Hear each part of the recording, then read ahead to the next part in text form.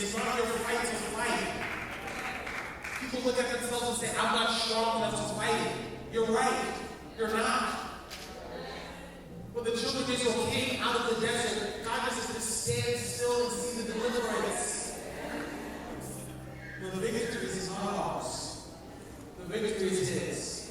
And as the praise comes up to say the victory belongs to Jesus, I want to ask you, if there's anyone here that wants to make a serious commitment to truly live out the words of this song, because if you're staying away from God because you don't think you can do it, you don't believe the victory belongs to Jesus.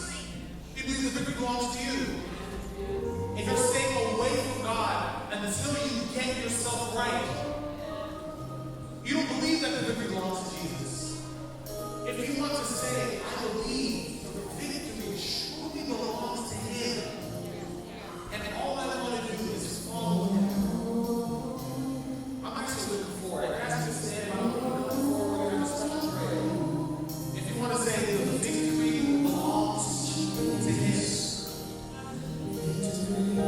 it's not my fight to fight, mine to overcome. That relationship that's dragging me down, it all belongs to Him. If I just surrender it all to Him, if I just do one thing that does not make sense in my brain as Jesus wants me to, I want change. Victory belongs to Jesus. Victory belongs to Him.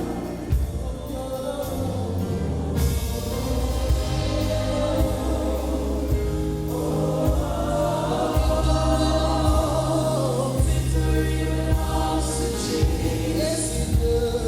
Victory belongs to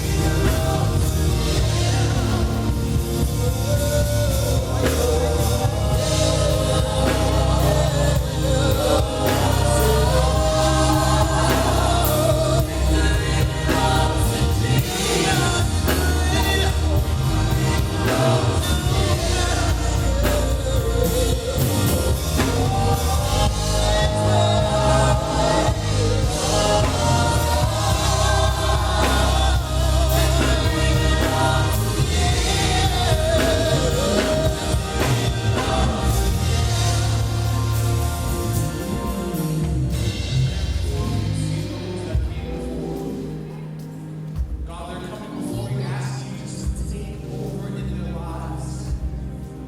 God, you've seen them struggling. You've seen them cleaning their nets day in, day out, trying to catch things without you. And God, sometimes it's actually things that you want to bless them with, but they're just trying to do it without you, God, and they're coming forward saying, God, I want to do things your way. I want to follow you, God. I don't want to have to spend late nights in places that I have no business being. I don't want to have to spend awkward next mornings asking, what is this? What are we? I don't want to spend mornings hungover. I don't want to spend mornings with guilt and shame and feeling that kind of condemnation, God. I want to follow you. God, you know that all of our promises, they're like ropes of sand. God, you know that the human mind is so fickle. We feel connected to God when we're in church and we're singing the songs and we're around our church family. But once we leave, it's just like there's some type of disconnect. We're around people that don't really feel the same way about you as our church family. We work with people that are trying to pull us in many different directions, God. And you know all the time we've come forward and we said we were going to do something, and by Saturday night we're doing something else. God, I'm asking that you allow every single person here under the sound of my voice to understand that you are not an exact drill sergeant, God, that you are patient with us as we learn to walk with you. God, just like a child gets up and falls and gets up and falls and gets up and falls, but takes a couple more steps every time, God, that's how you look at us. God, even if we make a mistake tonight, God, help us to wake up tomorrow morning knowing that the victory is yours. Help us to not, like Adam, run away from you when we sin. Help us to run towards you when we sin, God. Help us to understand that you are the balm in Gilead. You are the one that wants to take us into the palm of your hands, no matter how dirty we are, God. Help us to see like the Father in Luke 15 that wants to hug his son, even though he's covered in the feces of an unclean animal, God. Help us to see you that way. And God, when we see you like that, God, when we follow you to where you called us to go, our lives will be changed. Help us not to focus on the change, God. Help us to focus on the one who does the change.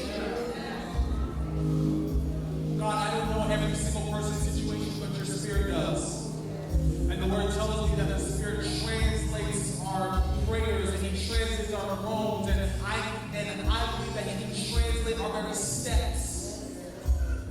I'm asking this time that you translate every single step that every single person is looking forward, and you translate that action into the prayer that they need right now.